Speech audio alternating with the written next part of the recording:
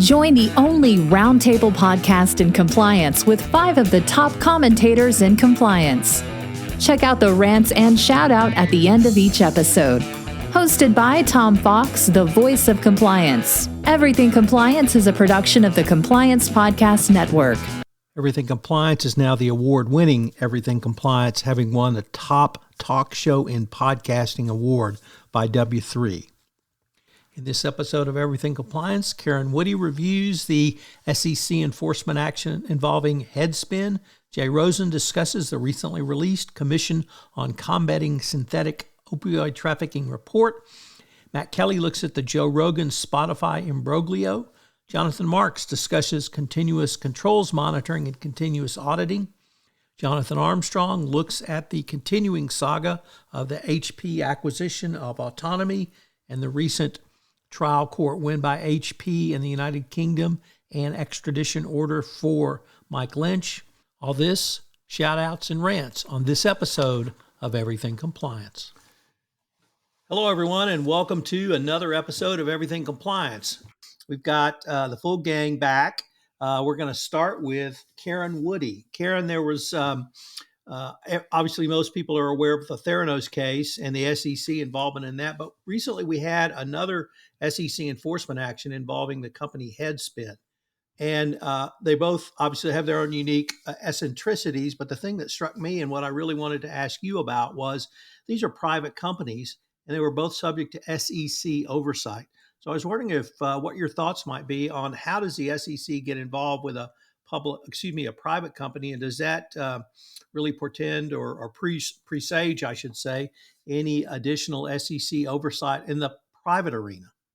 It's a great question, and one that has been percolating up, and it has been sort of the source of various speeches by commissioners at the SEC, and something that we've thought a lot about, which is what is the reach of this agency into non-public companies? And in order to answer that question, you have to back up a little bit and get into really the background and purpose of a lot of the role of securities law in general. And so the way I explain it to my students, the way I explain it to most of my classes, is that it is in some ways like a domino. So the first domino is whether or not your company is selling or offering a security. And so once you walk through that question, this is when we get into things like the Howey tests, if it's a questionable investment contract, things like that. That's sort of the first thing that most securities law classes deal with. What is a security? Is that something you are offering? In these cases, with Theranos and HeadSpin, that's an obvious question. They are selling shares of their company, but they're doing it through private rather than public offerings. So the way the next domino is once you realize you're selling a security, Section 5 of the 1933 Act requires that that security be registered with the SEC. Now, again, for Theranos and HeadSpin, these things are not registered. They're not publicly traded, so they're exempt from the registration requirements. But that said, what that means is that they are selling securities and then therefore need to tell the SEC that they have this exemption, usually through some sort of a private offering of their shares, which is exactly what happens for a number of these privately held companies. There are investors involved, usually through some sort of Reg D or other private offering. That doesn't mean they're not trading in securities. And so the reason that that matters is that the anti-fraud provisions of the securities law apply no matter what type of security is, meaning whether it's publicly traded or privately held. So for both Theranos and HeadSpin, we see situations where the allegations by the SEC are those of fraud. And so Section 17A of the 33 Act and Section 10B of the Securities Exchange Act of 34 still apply in situations here. As we know, it's those provisions provide that if there's any sort of scheme or artifice to defraud in connection with the purchase or sale of any security. And that doesn't delineate between public securities versus private securities. So that is the big stick that the SEC has. And then in the case of 10B, There's a requirement of scienter, which means deceitful intent. So that's also when the DOJ can get involved with a criminal type of action for the same activity. So you're right that this is, there are a lot of reasons a company doesn't go public. There is less regulations that apply. There are not the requirement to do periodic reports. There aren't, a number of the other cumbersome responsibilities that public companies have to abide by. But that doesn't mean they are completely exempt from the fraud provisions of the securities law. So that's where we get into with both Theranos and HeadSpin. Both of these situations, we see allegations of fraud, charges, or at least a civil complaint about Section 17A and 10b-5. So that is obviously nothing new. That's been the case for decades. What is new, though, is the amount of money, I think, that is now only in privately held securities versus on publicly traded securities. So with that burgeoning amount of sort of difference between where this money is and how much is held privately, there I think are some concerns by the SEC that they need to really be using these provisions to go after fraud in companies where we don't have much more information or disclosure about, because they aren't required to give investors and the SEC these periodic reports. So where we're going here is, the SEC is not going to back down from bringing fraud charges against privately held companies. I can only imagine that's only going to increase, given, as I said, the nervousness, or at least the concern, I think, of the agency that so much is happening in that privately held arena, and there are so many investors, so much money in that space, that they will have to very much be policing it. So that's my 2 cents on that, and like a quick overview of securities law. So, Karen, we had comments as recently as this past week by Chairman Gensler, really echoing some of your remarks that he believed greater oversight in the private markets was called for. And with the amount of money that is being put in private markets as opposed to the U.S. public markets, it certainly seems that Chairman Gensler is concerned about this. And would that really also support your thoughts that the SEC is going to be more aggressive on this? Absolutely. I think that's where, like I said, the trend has been that that's where an unbelievable amount of money has gone. I think Allison Leach, a commissioner, made an important speech that actually had a really interesting historical background of where the split between the amount of investments in private and publicly held companies, how that has shifted from the 30s and then to the 60s and now, and how Congress has increasingly relaxed the disclosure amounts and the ability to be raising money in a private sphere. And so that has led to this burgeoning of private investment. But, when you think about the purpose of securities laws is to protect investors. And the way they do that is to require disclosure, usually through things like a prospectus or periodic reports. So it starts to really hold in tension, and really, I think, push the SEC to say, hey, we have a lot of people putting a lot of their money in this place where they aren't promised a lot of disclosure necessarily. And so in order to protect investors, in order to protect potential volatility in the market, or sort of protect against volatility in the market, I should say, they're really going to be looking hard at private equity and privately held companies. Whether that leads to more different regulations, potentially. We see the beneficial ownership statement this week and a few others where it does look like the SEC is going to try to figure out if there are additional regs or regulations they can, that they can put in place to police that space more efficiently. Karen, if I could turn to the HeadSpin enforcement action, because it had a couple of unique factors. And perhaps the most unique was that there was zero financial penalty or profit disgorgement required on HeadSpin. And I understand that every enforcement action stands on its own with its own unique facts. But we had a former CEO who actively engaged in creation of fraudulent documents, fraudulent or allegations of fraudulent misrepresentations, and a whole host of other nefarious activities. But the company was very aggressive in their remediation in one area, and that was reimbursement to those who had invested in the company, whether that be a cash reimbursement, whether it be additional shares. So I wanted to maybe ask, do you recall seeing an actual enforcement action where there was zero fine or penalty? And is the SEC really trying to send a message by making this so public?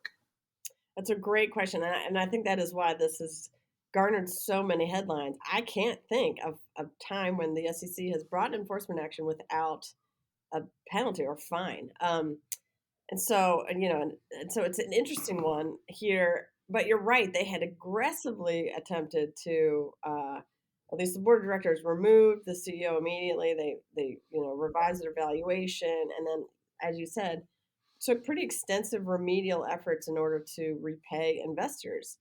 So it's not something that definitely seems more than other companies maybe have done in terms of remediation, and that obviously was what the SEC acknowledged and maybe wanted to, almost provide a little bit of the carrot here to say, hey, if you do these efforts, if you make these strides in terms of remediating, maybe the role of the SEC isn't one to add a punishment on top of this. But I can't think of another instance when this has happened. I can't imagine this is going to necessarily be uh, an indicator that will be how the SEC operates in the future. But I think it's a great example of a company really taking some serious efforts to show that they are trying to fix this. And so the SEC, allowed, stepped away a little bit from some of their more aggressive penalty phases. It is interesting, especially given that the director of enforcement had said expect some higher penalties. We thought we would see a very hard charging SEC under this administration. And so to see this example of them acknowledging, that, if you make good efforts on behalf of the company in order to fix some of your problems, we will honor that. So I think this is a very interesting situation.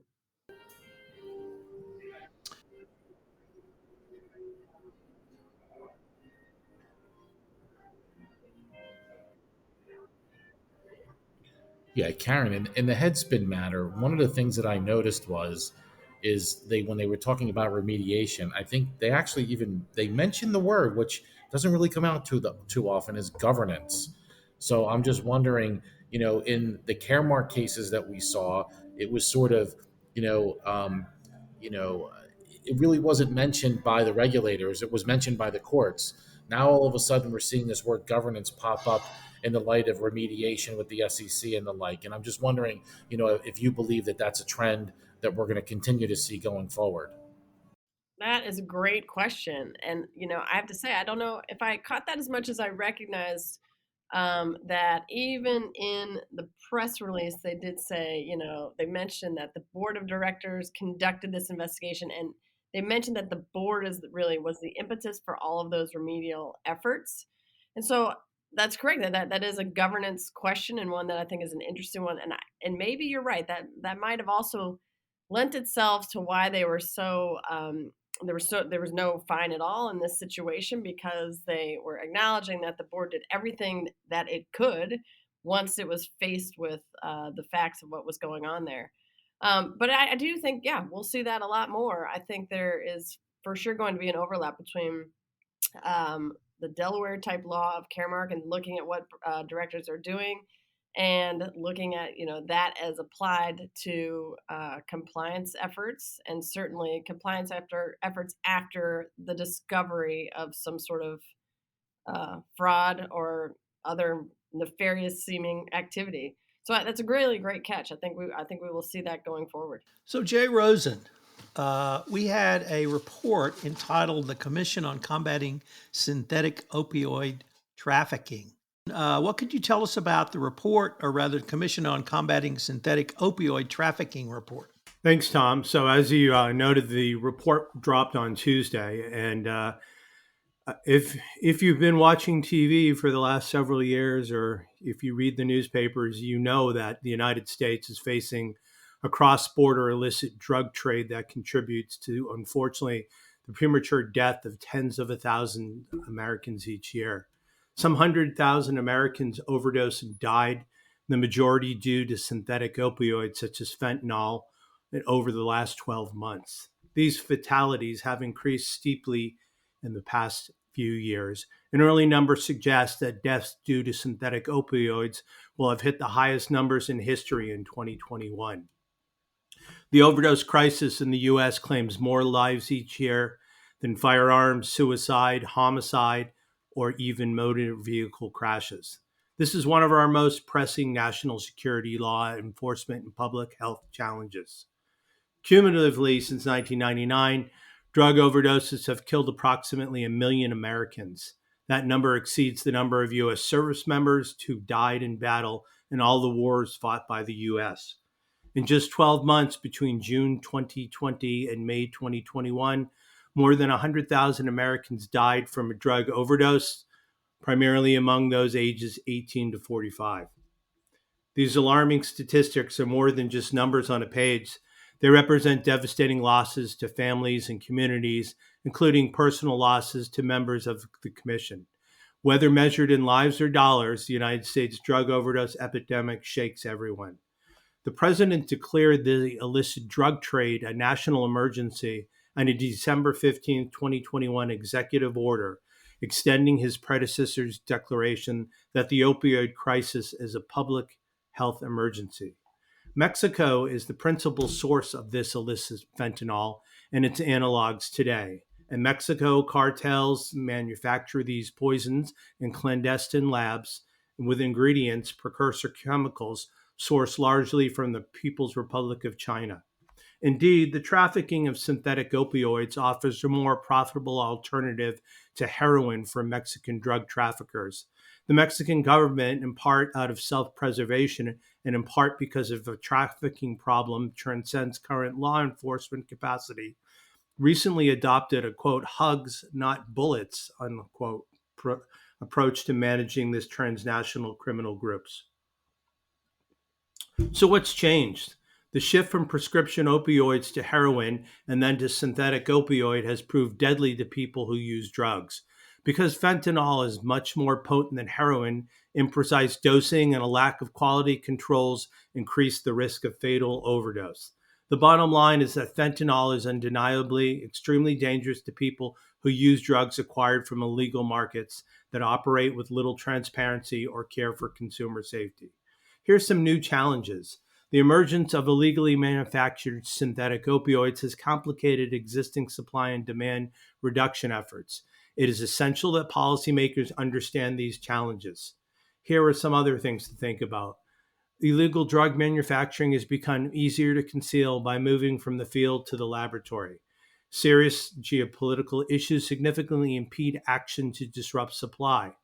The pull of demand continues to drive the supply of synthetic opioids. External factors, including the coronavirus disease, the pandemic, have driven increases in substance abuse. And overall, synthetic opioids offer economic and tactical advantage that allows the criminals to vastly outpace enforcement efforts. Here are new challenges for a new response. The United States must develop a more unified central body to coordinate planning, implementation, and evaluation of all drug policies. The U.S. must disrupt the drug supply through targeted oversight and enforcement. We must make public health demand reduction approaches central in our fight against opioid trafficking to reduce the number of potential buyers. The United States must collaborate with other countries involved in the production and distribution of synthetic opioids. And the United States must improve surveillance and data analysis to allow for more timely and effective intervention. To accomplish these goals, the Commission has developed 21 key actions supported by 76 enabling actions that address the most salient and actionable charges that the United States faces today in combating the flow and use of illegally manufactured opioids. Here are 5 pillars of the U.S. response to illegally manufactured synthetic opioids. Pillar 1, policy coordination. 2, supply reduction. 3, demand reduction and public health. 4, international cooperation. And 5, research and monitoring. In working towards the end goal of reducing the unprecedented number of drug overdose deaths in the U.S., the Commission recognizes the need to act across several policy domains, both domestically and internationally. A unidimensional focus that ignores international partners and institutions will limit the possible success of U.S. actions. Given the gravity of this crisis, new approaches, additional resources, and a reconsideration of ongoing interventions are essential. If such steps are not taken, the economic costs will continue to rise, and hundreds of thousands of more Americans will perish from preventable drug overdoses. In June of 2021, President Biden delivered a speech entitled Memorandum on Establishing the Fight Against Corruption as a Core United States National Security Interest. If one reads his speech in conjunction with Deputy Attorney General Monaco's keynote address at the ABA's 36th National Institute on White-Collar Crime, and now adds the finding of this report, we start to get a clearer picture. 3 different initiatives, 3 important initiatives in which we now need to appeal to our global brethren. This is our call to action. The challenge will be, can we successfully move the international community to help us begin to combat this domestic scourge? Or will the world turn a blind eye, say this is a U.S. problem, and allow our enemies to tacitly kill off another 100,000 of our drug-addicted citizens without barely lifting a finger?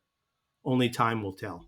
Jonathan Marks, you when I met you literally 10 or 15 years ago, you were one of the first people I met who talked about continuous monitoring in not only internal audit, but internal controls. And I know it's something that you have written and talked about over the years. How can a compliance professional or an internal audit professional think about continuous monitoring in the context of an overall internal controls program or a compliance program? I think in order to really, in order to really understand continuous auditing and continuous monitoring, and they're different, by the way, and I'm not going to get into all the subtleties of why they're different, but they are. But to really understand this whole concept of sort of like continuously being in the game here, you have to really go back and look at what the regulators are looking for and what your compliance program really should be functioning like.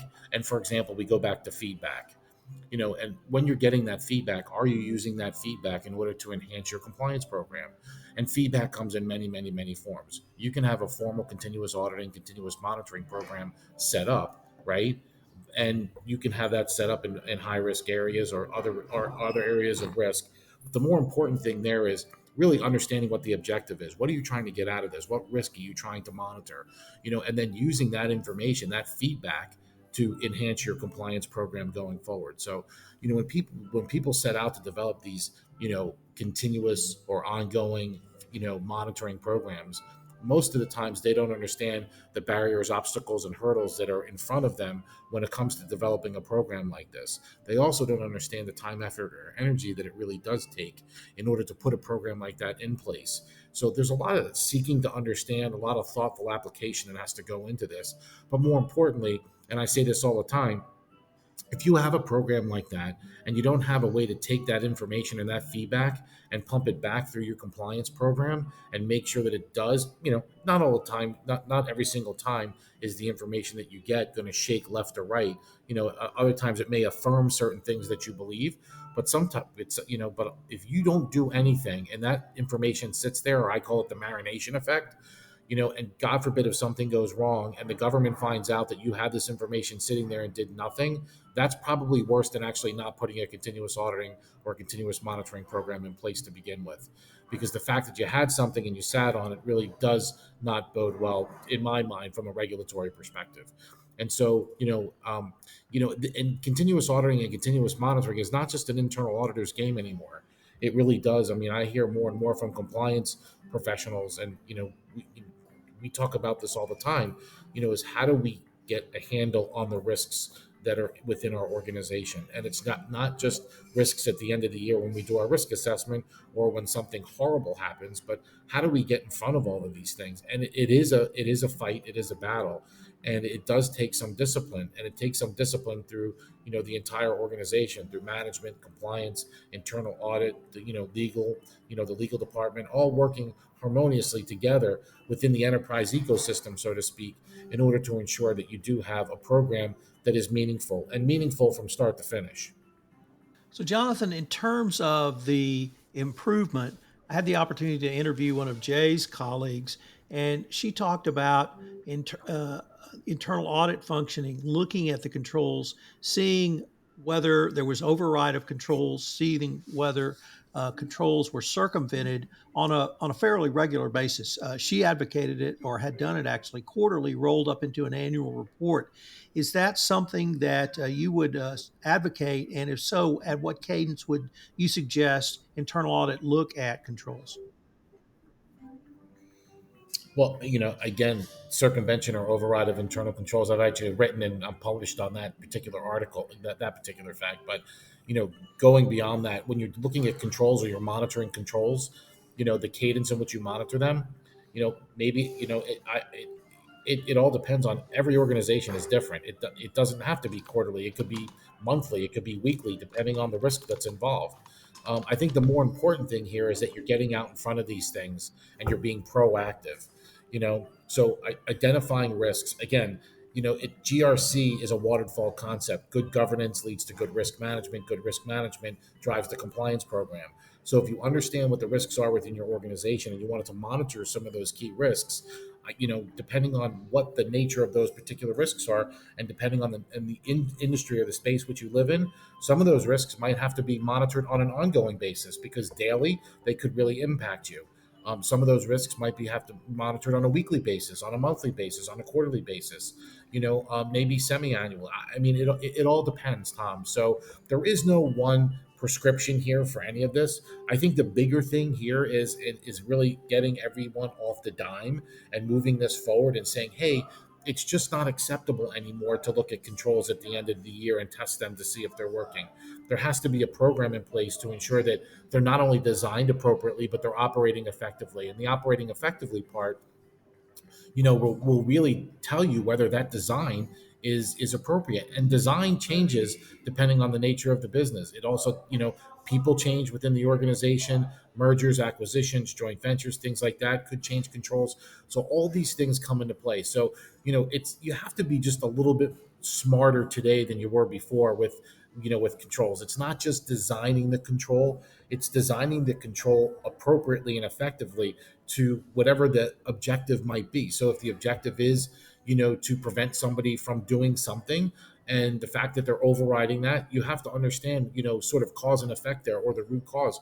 Why is this happening? Does it mean that our systems are not right? Does it mean that, we don't have a second review in place? I mean, there's a whole host of reasons as to why these things are going on. Is it a cultural issue where people just really just don't care about controls? No matter, kind of what you put in place, they override them. So, I know I'm going far down the field here, when it comes to talking about monitoring and cadence of controls, but it really does involve, a thoughtful approach. And it really does depend on the nature of the risk, the nature of the industry, and to a big part, the culture of the organization.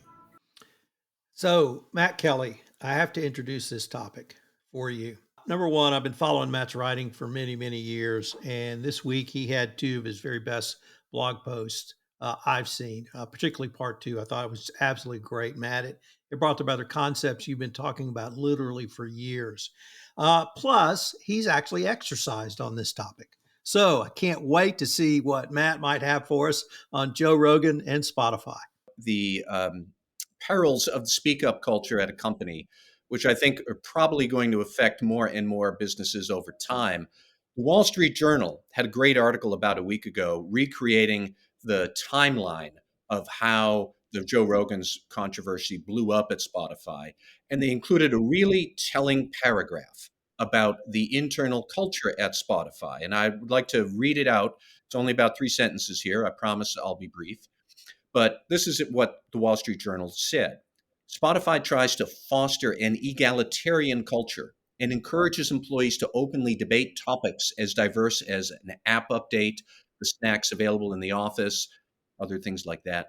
Since Mr. Rogan's addition to Spotify in September 2020, some employees have used his message boards to express their concerns about his show, say people inside the company. And what that really caught my eye about was that the internal speak up culture senior employees, senior executives like to foster, it tends to be about operational issues. You want employees to speak up about app updates and whether they're worth it, whether they're correct. I think a lot of CEOs would say, that's great. That's what we want. You want to talk about what snacks we have in the office fridge and what gets delivered on Friday afternoons. That's great. But now employees are taking it upon themselves to also say, well, if I'm speaking out about operational issues, while I'm at it, I'm going to speak out about the company's ethical priorities too, because I see that we're dealing with this third party here. At Spotify, it's Joe Rogan. At your business, it might be somebody else. But they're starting to speak up more vociferously about ethical priorities at a company. And I think that is a point that a lot of corporate executives might not have been prepared for. We saw it a lot during the Trump administration with companies that engaged with the administration, say around immigrant detention. How many times did we see headlines about employees being up in arms that they have business contracts with the immigration services or business contracts with border control, things like that? They were disagreeing with the ethics of it. So we see this treacherous terrain that I think maybe Daniel Ek has not handled very well about they want employees to speak up about the easy operational stuff, but yet they're not thrilled when they speak up about the ethical stuff. And we don't want to do business with this third party over here. That is exactly what's happening with Spotify right now. And Eck is trying to have his cake and eat it too. He is trying to say we're just a platform company. We are not responsible for how third parties use our product. That's ridiculous. Uber is a platform company. They absolutely are responsible for how drivers might use their product. That is why they have lengthy background checks for the drivers that employ Uber. And everything that he says about, how it's not his role to be a censor. As I said, censorship in the corporate world doesn't happen. That is a bogus argument. But really, for anybody who says it's not our job to police against anti-vaccination, as I've said before, and I wrote about in my column, do a quick thought experiment. Wherever we talk about anti-vax, substitute the word Holocaust denier and reread it. Reread your same argument. It's not our place to, really pass judgment on people interviewing Holocaust deniers. Nobody is going to say that's okay. Nobody is going to say that Spotify's measures that they're using for Rogan, like including a content advisory and pointing to a fact hub about vaccinations, if we tried those things for Holocaust denial, we'd get laughed into the street because that's preposterous. Holocaust denial should not be tolerated at all. And we would all say that. And we would all say that these half measures don't cut it either. Get rid of those people from our extended enterprise. We all would. So really, clearly there is an ethical line here, and Eck just doesn't want to draw it. I think personally that yes, anti-vaccination also should not be tolerated on platform business, but Eck is trying not to make that judgment at all, and he is finding that he is out of ethical alignment with where his employees and his customers' ethical priorities are. That's the sort of dynamic that I think a lot of companies are going to encounter in the 2020s. I think they're probably going to learn it the hard way. So, Tom, I'll stop there. As you can say, I do get pretty animated about this because Eck is just trying to abdicate the ethical choices that he has to make as a CEO. That is your job. And he doesn't want to do it because it's a lot of money to be made if he doesn't do it. And he's doing all these dodge and weave games. So, Matt, is there any regulatory body, public group, other set of stakeholders that can influence CEO Eck, or is because of the nature of Spotify, it's really immune to outside pressures on this issue? Well, I think, I would be hard pressed to see where there's a real regulatory effort here because that does get into censorship, and I'm not a fan of that. But the stakeholder groups who would matter, employees, customers, other business partners like Neil Young, Joni Mitchell, Crosby, Stills and Nash, and various other people who have been pulling their music, they all matter. I do wonder if Daniel Eck did get rid of Joe Rogan now, would some shareholders perhaps file litigation against the company saying, why did you not think this through beforehand? And perhaps that, if Daniel Eck retreats at this moment, would he face any sort of shareholder derivative litigation that company didn't do its ethical due diligence on Joe Rogan? That's a possibility.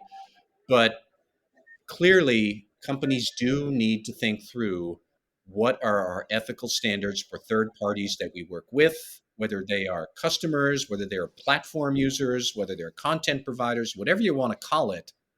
I don't think it makes a distinction. I don't think it makes a difference. But these debates can then happen very quickly and very publicly if you're not prepared for it. And clearly, Spotify wasn't, because here we are with this mess. Jonathan Armstrong, one of the most interesting ongoing corporate disasters of the 21st century has been the HP Hewlett Packard acquisition of the UK software and services company's Autonomy. We continue to have developments in this case, and we had a series of pretty stunning developments recently where Mike Lynch and Autonomy lost a civil suit in the United Kingdom, and then Mr. Lynch was ordered to be extradited to the United States. Sitting from your pole position across the pond, what do you see in these two events? I think it continues to be a car crash. Avid listeners will remember that I've talked before about being invited to dinner with Mike Lynch back in the day. And I did say it to people at the time, it's not being wise after the event. My sort of spidery sixth sense told me that all was not as it seemed. And I can remember being very surprised when HP bought Autonomy. They paid just over 11 billion US dollars for it in 2011. And those who followed the story will know that it almost seemed to unravel after that. The CEO who'd done the acquisition left soon after it was done. For context, at the time, HP was largely a hardware business and it was trying to get into software because the perceived wisdom was that there ain't any money in hardware. There was a whistleblower in 2012 who seemingly told HP that Autonomy, ironically, given that they were trying to get out of hardware, had increased its software sales by putting hardware and various other services through the books. And like a lot of tech businesses, they had some complexities in their accounts, things like the way in which they treated VARs, value added resellers, which is a common issue with tech businesses, and the way in which they treated things like hosting contracts. But it's fair to say that HP did have these concerns, and they blamed Mike Lynch, who had been the CEO of Autonomy, and the CFO, Shazan Hussain. And they said that effectively Hussain and Lynch had misstated earnings, including, as I say, by bundling other things that weren't their core software into their numbers. They issued civil proceedings in the UK in 2015, and the announcement that we had at the end of January from the judge in those civil proceedings is that HP had substantially succeeded. I don't think it's quite the victory, though, that has been painted in some parts of the press. It is true to say that the judge didn't like Lynch as a witness. Lynch was in the box for about 20 days, but it seems he also didn't like some HP witnesses as well. And he seemed to be particularly worried, reading between the lines from the summary of his judgment, the full judgment isn't out, at the way in which some of HP's witnesses may have been coaxed. This wasn't a valueless business as well when they did the acquisition. Autonomy had $1.1 billion worth of reserves around the time it was acquired. And I think the new CEO of HP, or the one that took over from the CEO that had acquired the business, said there was a magical element to HP's software. The judge seems persuaded that they would have done the transaction regardless. Now, HP also relied on the auditor of Autonomy as well. that was Deloitte. Autonomy was a public listed entity, and Deloitte have been fined 15 million sterling and another 5.6 million pounds worth of costs by the one of the UK financial regulators for their part doing the audit. So where are we with the criminal action? Well, the SFO declined to continue its investigation into autonomy. I'll talk a little bit more about that later. And they effectively allowed the DOJ to overtake them. And there is, as you said, a criminal action against Hussein, which is largely concluded, and an ongoing criminal investigation against Lynch. And effectively, they're looking at jail time for Lynch and seeking $815 million confiscation order. Now, on the day of this summary judgment from the civil court, the UK Home Secretary, Priti Patel, said that she would allow the extradition of Lynch from the UK to the US to face trial. He could appeal. Lynch has said he will appeal to the Court of Appeal. He had sought a court order trying to prohibit his extradition, so he could try that, but it seems fairly likely that Lynch will stand trial for criminal proceedings in the US, and his chances there may not be good. Hussein is in prison. He's on a 5-year term, and he has had to schlep up $4 million in fines to the US authorities. He appealed against that, but lost the appeal. So, where does that leave the SFO? What's the likely aftermath, and what are the lessons we can learn?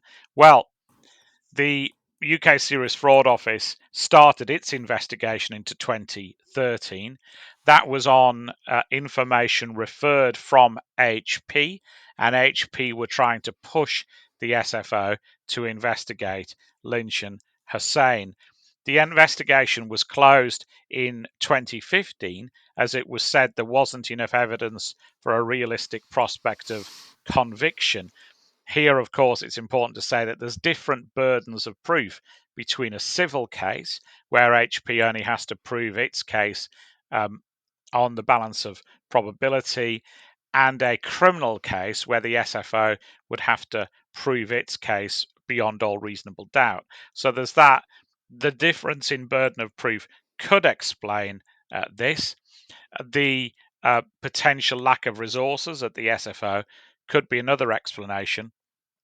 One thing that we're assured is not an explanation, but which did raise eyebrows at the time, was the fact that the SFO was an autonomy customer, and it relied on autonomy to conduct a lot of its investigations. The software was used by many in the investigation area to sort of process really large amounts of data.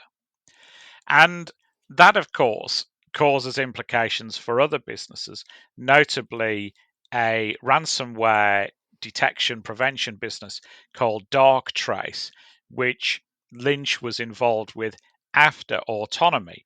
Now, Darktrace itself has had a somewhat meteoric rise to success. Caudry was shortlisted for an FT award alongside Darktrace. This isn't sour grapes. They won. We were runner-up. And Darktrace have some really interesting technology, but of course, Darktrace and Lynch are putting some distance between each other in the aftermath of the civil judgment.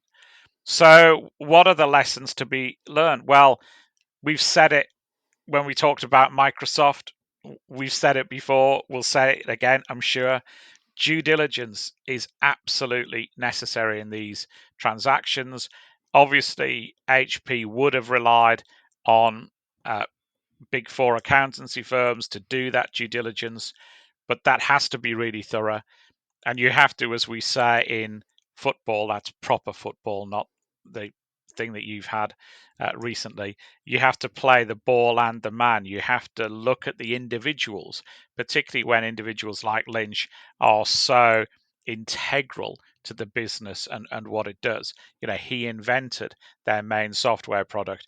It was a product that he developed at Cambridge University. He was integral to the business. Obviously, you can't rely on auditors. You can't rely on those necessarily doing financial due diligence. Thirdly, of course, you've got to listen to whistleblowers and take them seriously. It seems that these investigations wouldn't have happened or wouldn't have happened as quickly had it not been for that whistleblower back in 2012. Fourthly, we've talked about this before, the judge had a trial bundle of 28,000 documents for this trial. 28,000 documents. Now, if you think of that, we've said it before, emails are the sort of perpetual witness to bad things. If you've got a huge volume of emails, they're often hard to sift through. But in any transaction like this, you have to look through documents like that. You have to establish what's happening with the corporation. And if you can't do that pre-acquisition, then you need to do that as part of your post-acquisition strategy. As I said, an awful lot of documentation in this case. And then I guess the final question is almost like a cultural question. I think a lot of compliance professionals know that often the founder of a business, particularly when it's a tech business, might not be the best person to lead on compliance. There's that whole debate with Facebook, for example. Is Mark Zuckerberg really the right person to set the compliance tone for the business? Are the founders of Google the right people to do that? Oftentimes, without getting too deep about it, the skill set of somebody who understands coding and understands tech and puts that together is different from the more relational skills we need for compliance people, not only in setting the tone, but also in socializing with those in the business to make sure that they follow a clear direction. So there are some on this call who'll, I think just need to have that extra bit of caution, particularly when they're dealing with a founder originated business or one where the founder's family is still heavily involved. Now, how do you get compliance leadership in a business like that, particularly when the founders are heavily focused on product and they have a product development mindset rather than a business and compliance mindset necessarily? So all sorts of issues I think the case raises. Is it over? No. The summary of the judgment is more than 20 pages long. We're told that we're expecting a whoppingly large judgment. Some people involved in the case have been allowed to see it, but they're not allowed to share it with anyone. And that judgment doesn't even deal with quantum. So we can expect a whoppingly large document to be delivered sometime in the future. We can expect more shenanigans over the extradition proceedings. And then if there is a criminal trial in the US, we can expect that to be something that we're looking at in our daily news bulletins for years to come. So the case isn't over. I don't think it's the end. I don't think it's the beginning of the end, but it's certainly got a lot of lessons for compliance officers in all sorts of different industries. Jonathan, any idea when we might see a final written judgment?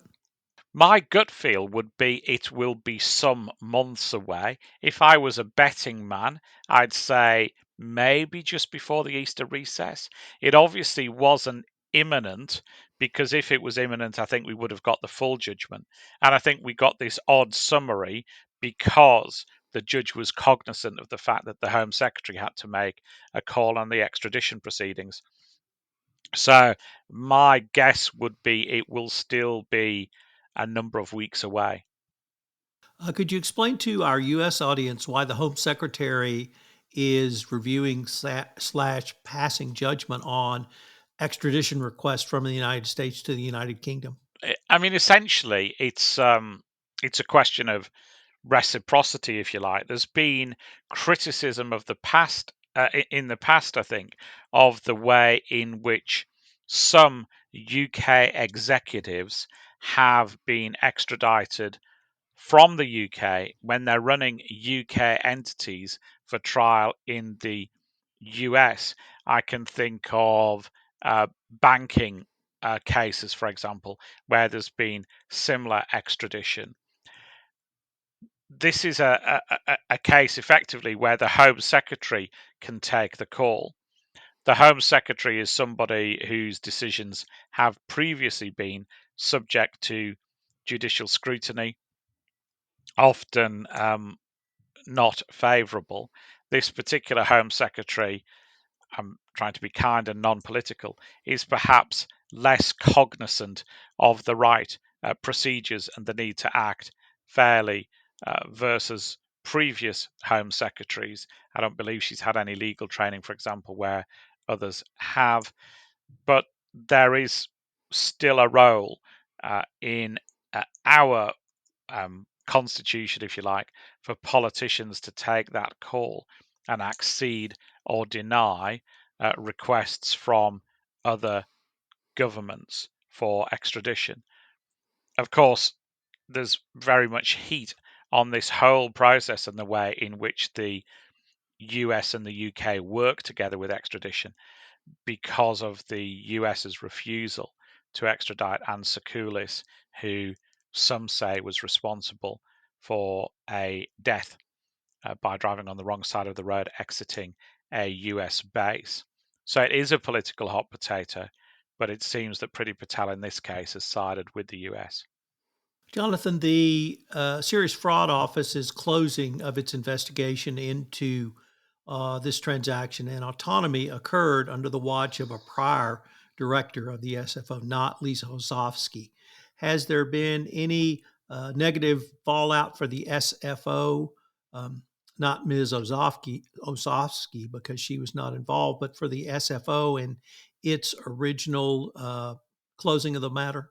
You'll know the song better than me, but it's something like, the current director of the SFO has 99 problems and this ain't one. I haven't seen any adverse reaction recently to that decision not to take the investigation further in 2015. But the SFO has a whole load of other woes currently. The Attorney General has announced an investigation into the current director and her regime. That there does look to be some concerns there.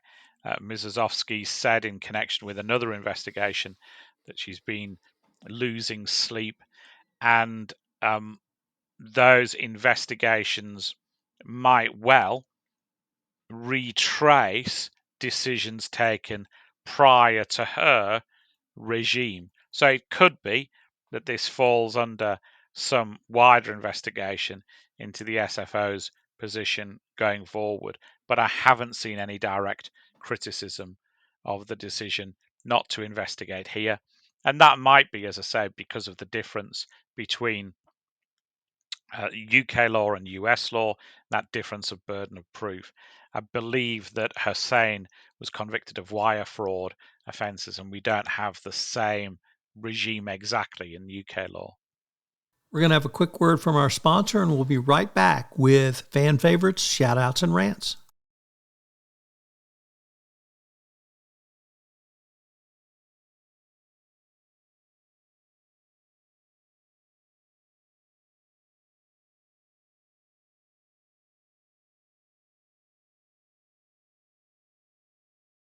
So now we're on to fan favorites, shout outs, and rants. Karen Woody, do you have a shout out and or rant for us? Well, I was going to have a rant against Spotify, but Matt has covered the waterfront on that. I'm so happy that he did. So I'm going to give a shout out to whoever it was who lined up the Super Bowl halftime show. And that is a shout out on behalf of everyone who is my age and within, shooting distance of a decade up. I just think it's finally that the marketers have realized that all of us in our 40s are a huge demographic. So that's why they put on Eminem, Snoop Dogg, Mary J. Blige. It is like my high school best hits are coming back for this Super Bowl. No shade against the weekend because last year's show was great, but I appreciate that we're going like a full throwback to the 90s for this Super Bowl's halftime show. I cannot wait. Jay Rosen. So this shout out goes to my favorite celebrity chef who is always there when there's a natural disaster. Jose Andreas tweeted, and I'll read, "Dear at Rep MTG, who's Marjorie Taylor Greene, the Gazpacho Police was created by me in 1993 to make sure that no one would add Tabasco or jalapeno or strange things to my beloved soup. Please don't blame anybody else but me, but stop by for a glass anytime. But don't forget your mask and vaccination card." Mic drop. Jonathan Marks. So big shout out to the wearing my red today for the Philadelphia 76ers for dumping that bum Ben Simmons who collected gazillions of dollars while sitting around not playing basketball. Ben, I hope your head's getting well. That there's no shame in going through that process, but the fact and the way you handled yourself, I think you need a new agent.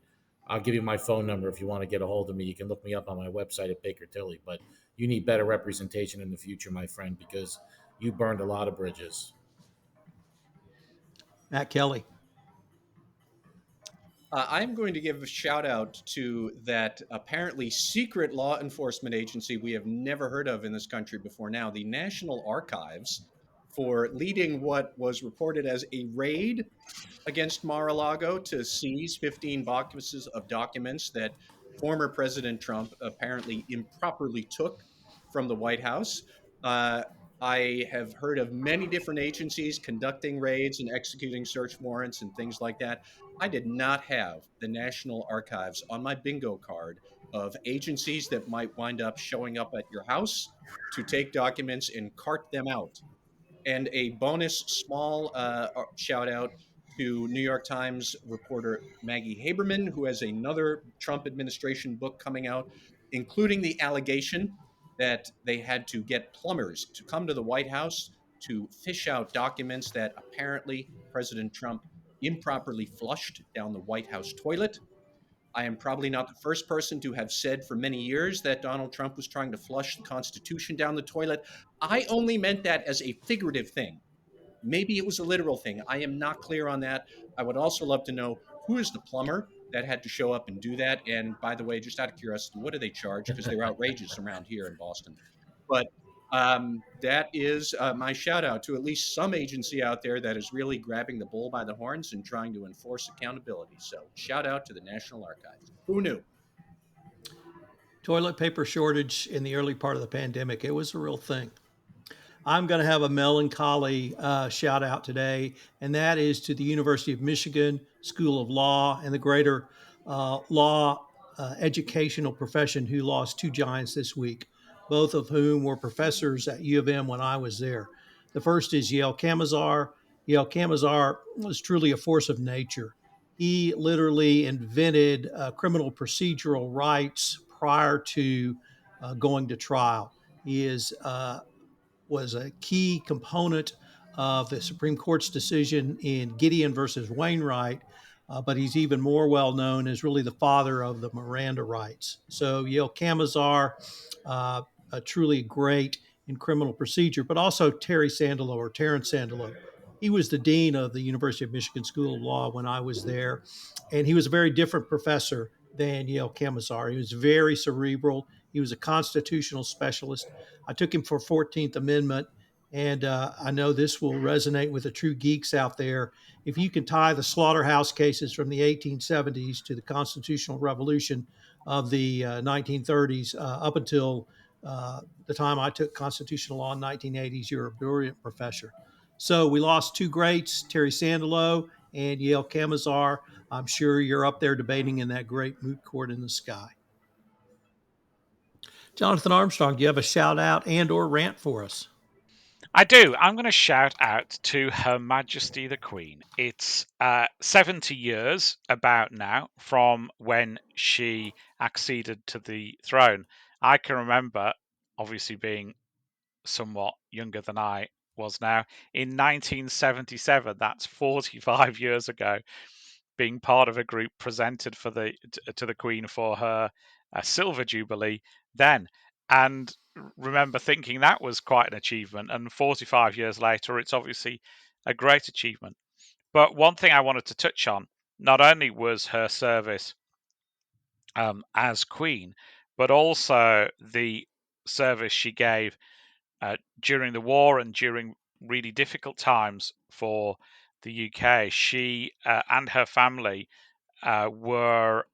some were trying to persuade them to move to Canada once war was declared, and some arrangements were made by some close to the royal family, I think, to evacuate the now Queen to Canada.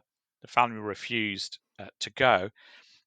She did her first radio broadcast at 14, trying to encourage evacuee children to get through the war. She trained as a driver and mechanic to try and help the war effort. And she was clearly quite a remarkable child. I think she had her first audience with Winston Churchill when she was 2 years of age. Winston was impressed by the 2-year-old Queen, and ironically, he became her first Prime Minister after her coronation. She's had 170 Prime Ministers in total during her reign, if you count all of the Commonwealth countries, 14 in the UK, some, of course, better than others. I like the fact that she called her grandfather, King George V, Grandpa England when she was little.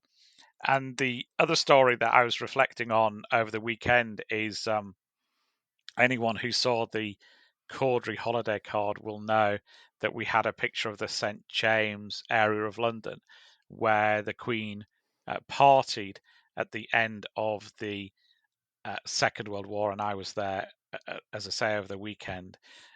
She noted in her diary of the end of the war, out in crowd again, Trafalgar Square, Piccadilly, Pall Mall, walked simply miles. She went back to the palace at 12:30 a.m. with the crowds to see her parents on the balcony, and then her diary just records 8, partied, bed, 3 a.m. So, shout out to the Queen for her 70 plus years of service. Ladies and gentlemen, in spite of our technical difficulties, another great episode, and I look forward to seeing you all next time. Thanks so much. This is Tom Fox again. Thank you for listening to this episode of Everything Compliance. I hope you enjoyed our special Meatloaf tribute section. I hope you will join us again in our next episode as well. I'd like to also ask you to take a listen to a special podcast series which premiered this week, Trial of the Century, the Enron Trial, where with business journalist Lauren Steffi, who covered the trial, we take a deep dive into the Enron trial, the participants, the defendants, the prosecution, the testimony, the lawyers, in a way that has not been done previously. Last year was the 20th anniversary of the collapse of Enron, and Lauren and I wanted to do a podcast series which focused on the trial, which is having its 15th anniversary. So check out the Trial of the Century, the Enron Trial, on the Compliance Podcast Network, iTunes, Spotify, Apple, JD Super, or wherever you listen to your podcast. The Trial of the Century, the Enron Trial, and Compliance into the Weeds are productions of the Compliance Podcast Network. Thanks for listening, and I hope you'll join us again.